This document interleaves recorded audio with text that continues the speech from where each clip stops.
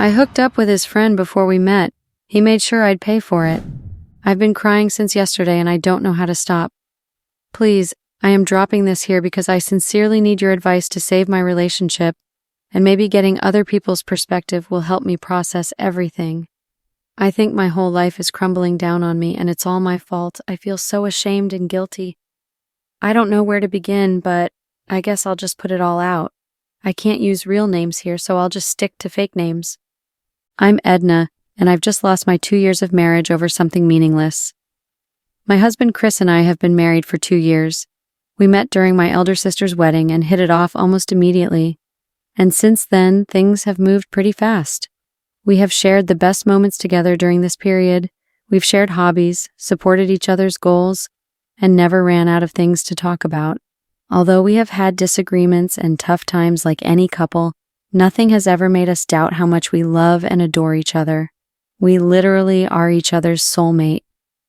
My husband and I had built our lives around each other. We both loved each other, and that was enough for us.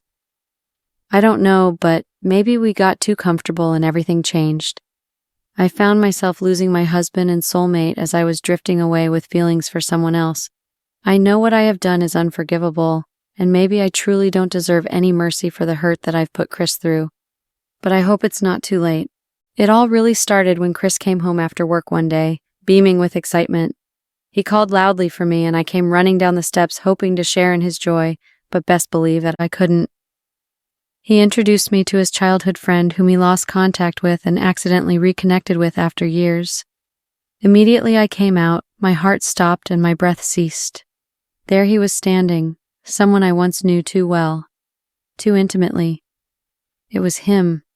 I was panicking, but I tried to stay calm and force myself to look at anything, anywhere but his face. But I couldn't hide the anxiety that built up in me as I watched Adam standing right across the room, smiling like nothing had ever changed.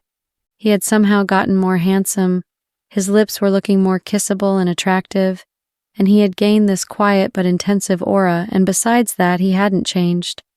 I felt cold shivers run down my spine when he walked across the room to say hello. His voice was as melodious as I could remembered, and took me into a reverie. I could vividly remember all the moments we spent together. The touch, the whispers during lovemaking. Everything came back like it all happened yesterday. And when I recovered myself, I faked a smile and we both pretend like we just met. And after that, I offered them a meal. I regret not telling Chris everything by then.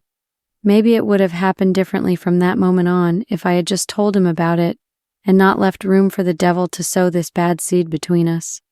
But I was scared of losing him because of the deep history I shared with Adam.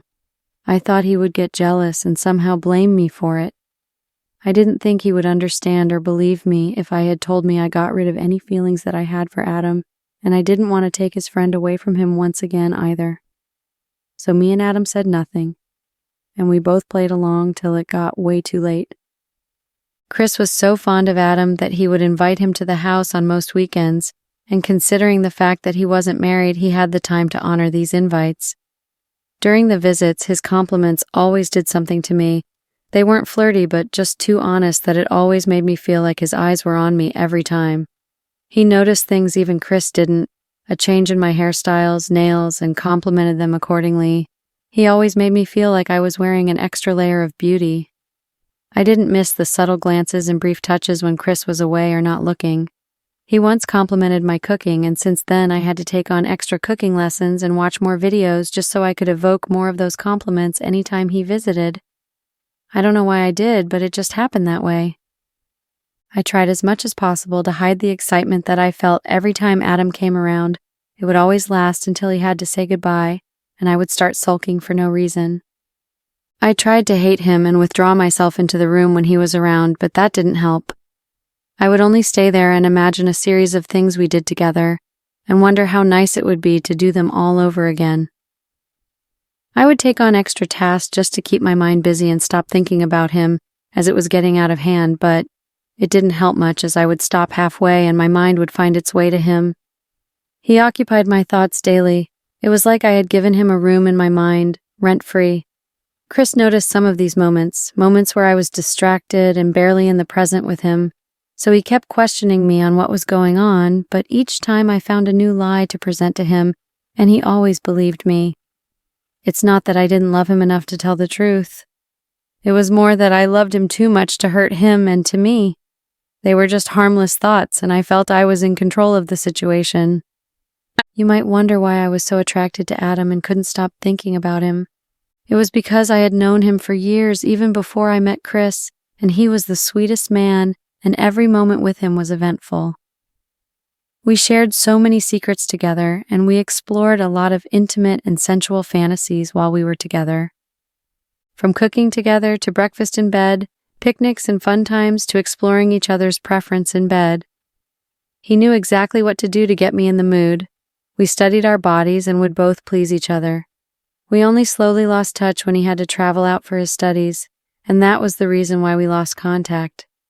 It was a painful period for both of us, and you can imagine how excited I was to see him again after all those years, and how bad I felt too, because I wasn't single anymore and we couldn't continue from where we had left off. A part of me was angry too, and wanted to find out why he didn't try harder to reconnect with me. It all tumbled downhill one rainy Saturday. While Chris was out on an emergency work meeting, he apparently had invited Adam over, but maybe forgot to cancel since he wasn't going to be around. I was shocked and happy when the doorbell rang and I met Adam at the door. There were droplets of rain on his skin and I was lost for a few seconds staring at them. I regained myself when he asked if he could come in, and I gladly ushered him in, offered him a drink, and we spent the time just talking. It was so natural. The conversations were smooth and we just kept moving from one topic to the other. It was like two best friends catching up after a long separation, until we lingered at why he wasn't married. He said he had met someone special once in his life, but lost her, and he was waiting to see if he'd get lucky enough to meet someone else. I grew a little jealous and asked who the special one was. He drew closer and our fingers lightly touched. I could feel his breath on me as he fixed his gaze on me and told me how much he regretted losing me and how things had been so messed up for him every day he failed to see me. I was lost in his gaze. It felt like I was reliving a familiar moment, the tension slowly building up in me as he touched my face, and the icy cold hands sent deep shivers down my body, and the silence didn't help at all. It placed an additional role in charging both of us.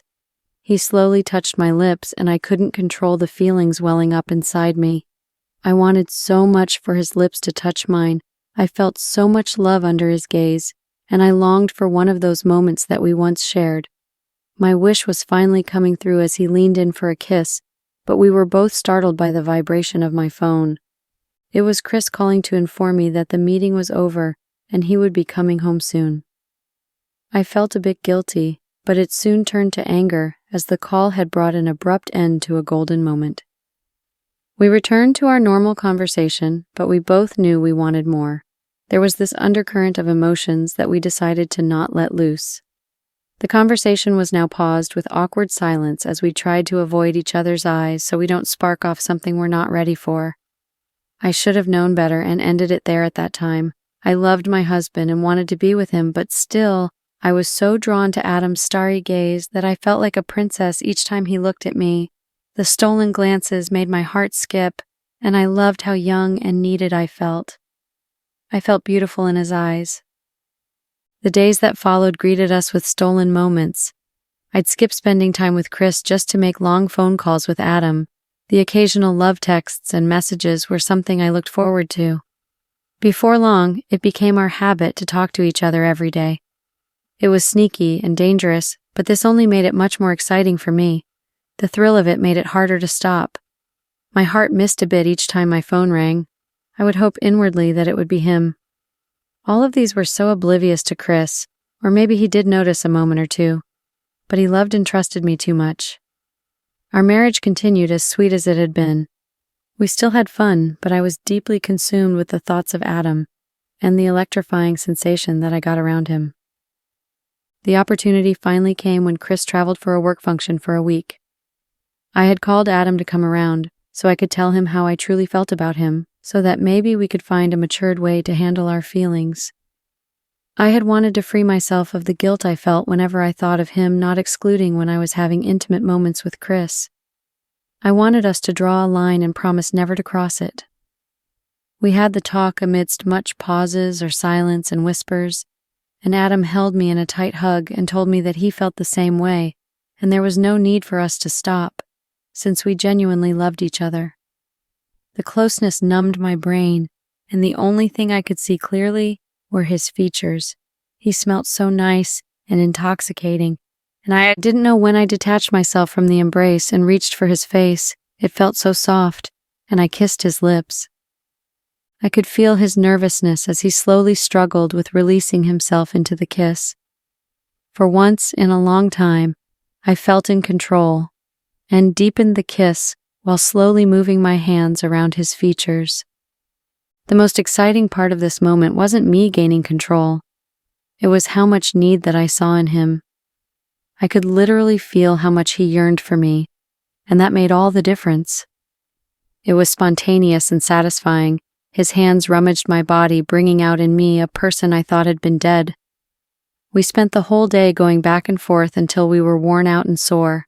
We snuggled and finally slept off and only realized ourselves the next morning. The escapades continued as I would go back and forth at his place. We would sneak around the house playing games and giggling. I had been scared his feelings would change once we were intimate, but I was wrong, and it only strengthened our bond. We were like new lovers, holding hands and completing each other's sentences. Going a day without speaking sent us into a place of anxiety, so we made sure to speak to each other every day. It got quite elusive when Chris came back, and we had to keep meeting up secretly. Adam came up with an excuse to stop himself from coming to the house frequently because it was getting harder to hide the affair. The whispers, touches, and sneaking around that followed when Chris wasn't looking. All of the flirting and other parts of the intimacy intensified because we were like young lovers who were over the moon and couldn't bear to keep our hands off each other. The affair went on for months, and I began to lose interest in my marriage. Chris questioned and begged, hoping to get answers from me, and I lied that I was just feeling depressed and stressed from work. He tried all best to bring me back to my usual self as it was affecting the marriage, but it all proved abortive as I had fallen so much in love with Adam, and we had much deeper secret moments together. Chris told me about this work summit in a nearby city, and I immediately shared the good news with Adam. Since Adam didn't like the idea of coming to the house again, we booked a hotel that we would be staying at. I took some time off from work so we can have enough time to spend with each other, and that's what we did. Spend the time talking about our future together so we could decide the next course of action for the relationship. I found out I was pregnant, and I had also wanted to use this opportunity to tell Adam about the pregnancy. I knew it was definitely his because I haven't been intimate with Chris for months due to the fact that I hid under the excuse that I was stressed and the pretense that I needed rest. During our days in the hotel, we switched off our phones to take a break from the world. I had texted Chris that my phone was bad and I would call him once I could fix it to keep him from worrying about me. Adam and I spent the whole time at the hotel room, devouring ourselves in and out. He would get me breakfast in bed, read to me, and we spent the evenings on the beach. Everything went smoothly, and we had a great time until it went sore. The last night at the hotel ended sorely when I broke the news of the pregnancy to Adam. He emotionlessly asked me to get rid of the child or pretend my husband is responsible, and at that moment I hated him. I couldn't even recognize this person. I couldn't believe he said that to me. He stated that he was not ready to settle down, or for what was to come after this. And as much as I didn't want to lose, hearing Adam say that broke my heart. I thought he would change his mind by morning, but I woke up to a letter from him saying I shouldn't try to find him or call his phone, and I still couldn't believe it. I was shocked to the bone. So I decided to pack up and get back home after trying his line, and it went straight to voicemail. I got home to find Chris at home. Apparently the summit had not lasted as long as he had told me, and he was home for 2 days and didn't find me, nor could he reach me on the phone. He had questions, and the guilt and pain I felt couldn't let me lie to him any longer. With the way he was throwing questions on me, there was no way I could lie. I had to tell him the whole truth. I told him I was with Adam, that I just decided to spend time with him since I was bored and alone. He had more questions and more questions till I had to tell him that Adam was my past, and that we had hooked up before I met him. Chris couldn't believe it. He was shocked. And that made me question everything about us, saying that he thought he knew me and he could trust me, but I made a fool out of him. Even Adam, whom he saw as a brother, also betrayed him. I explained that I wanted the past to remain in the past because I didn't want to lose him, and that I wasn't sure he would be comfortable about our past together. But Chris didn't see any of my excuse as reasonable. I begged him and cried, but he wasn't listening, and he said he needed time to think about everything, and that a lot wasn't adding up in my story because I swore to him that Adam and I only happened in the past, and nothing happened between us again in the present. I said this because I was scared of his anger, scared of what he would do if he knew everything. Chris was so mad and had refused to talk to me that day, so at night, and he left the house, and when he returned at night, I tried to also use that opportunity to have an intimate moment with him, telling him that maybe this will help us. But he declined all my advances and said he couldn't, and it is hard to even stay on the bed with me seeing how I lied to him. That he feels like he couldn't trust me and still couldn't believe I was telling him the truth about Adam. He got so mad and pressed on the matter, and I had to tell him, I'm pregnant. He had to know, especially since he denied us a moment together, and if our marriage was going to work out, I had to tell him because he would still find out. And that's when Chris lost it that night and threw my things outside and told me to get out of his house, that I don't deserve to be anywhere near him. Then he locked his door and drove away. Until now, I haven't heard from him. He is currently not picking up my calls, and I slept outside the house last night because I didn't have anywhere else to go that night. And Chris knew, but he didn't care. I want to fix everything. I want everything to return back to how it was, so please tell me what to do. Update. There's a lot to be said, a lot to get off my chest. I left Chris's house after I wasn't able to reach him the next day. I couldn't even reach Adam either, so I went to his house, but this man didn't open the door for me even when he knew I was pregnant with his child. He was so heartless that I had to force myself to forget that he was once the man I was head over heels for. I hate him so much for doing this to me, but what can I do? Nothing. So I knew that the next thing to do was to learn how to cope, to live till I could find a way to communicate with Chris again. Hopefully by then I would change his mind, but that never happened.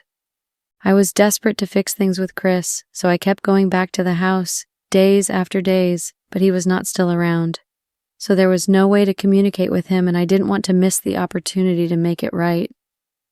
I never gave up even when the results were still the same, but I only did when I received the divorce papers in my mail. I cried and I cried. I'm so heartbroken. The man I loved with my whole life doesn't love me back, and I can't blame him. And the father of my unborn child doesn't even want to acknowledge and accept his responsibility. I am left alone to suffer. This is so painful, and I can't even believe that Chris paid me back this way. I can't believe he made sure that I pay with my life because that's what he is doing. What's life without him? Useless and meaningless. The thing is, Chris finally came back home and I met with him, although he didn't allow me to step foot inside his house. I fall on my knees and pleaded with him that I was a changed person now, and that was over Adam. And he was no longer a part of my life again, and I was stupid and dumb to do what I did, and he told me that no amount of self-blame would change what I did, that I should sign the divorce papers he sent to me and save myself the stress of bothering him, and that the man I've always wanted all my life was out there for me. He is wrong because he is the only man for me. I have ever only wanted him, so I told him I wasn't going to sign the divorce papers he sent to me, and that I can't let him go just like that, and that we can learn to navigate everything together, and he threatened to destroy my life if I don't sign, and also warned me never to come looking for him again or show my face around his house. If not, I'll regret it. This is so cruel, really cruel of Chris. I can't believe he could be that person. I thought our love was strong enough to weather all storm, but I was wrong. I am not saying that what I did to Chris was right, but still, I am his wife and I am pregnant. He couldn't be that heartless. Yes, I know most of you will judge me and badmouth like you did in the previous post, but I don't care. I am already paying enough for my sins. Isn't this too much on me? And I don't know what else to do anymore. I can't believe I'll be bringing a child into this world without a father. Adam is the worst man I have ever known, and he is my nightmare, because After ruining my life, he can't still feel a little bit of guilt or even try to do what's right. I don't even know what attracted me to him. I really don't know, because looking at it now, I think it was just the crazy, intimate moment. But I am over it now. Life is so unfair. I can't believe my life went from 100% good to 0% good and 100% bad. This is brutally, I have learned the hard way. In my next life, or if I ever have a chance to meet someone again, I promise I won't ruin it for lust. I won't. I try to be more different as I've on. Please, no more hate comments. It's exhausting. Life is exhausting as well. Just let me dwell in my pain in peace, since there's no going back to Chris. This is not what I envisioned for my life, but I have to face reality.